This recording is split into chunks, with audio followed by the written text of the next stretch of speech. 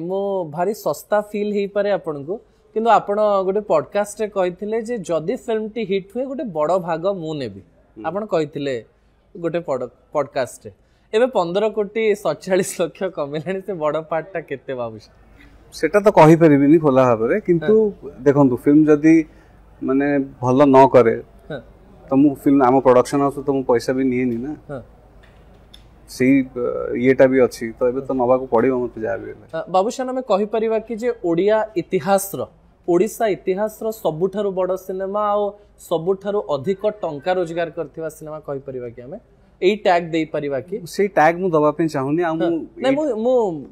factually जीवा पे चाहूची एटा बेसी खुशी लागुची जे ओडिसा रे ओडिया सिनेमा एमिति बिजनेस कला जे हिंदी सिनेमा को बीट कला सेटा सबुठ बड़ कथा हिंदी सिनेमा को बीट करछि आगे आगे को सिनेमा को बीट करछि वर्तमान सुधा पुष्पा 1 को बीट कला जवान को बीट कला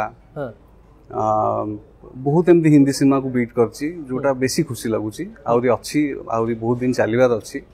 तो बेसी किसी मु डिस्कस करिया पे चाहुनी किंतु सेटा बेसी खुशी लागुची जे बड़ बड़ हिंदी सिनेमा को फुटफॉल ले बीट कर सारछि हम सिनेमा ओके बाबूशान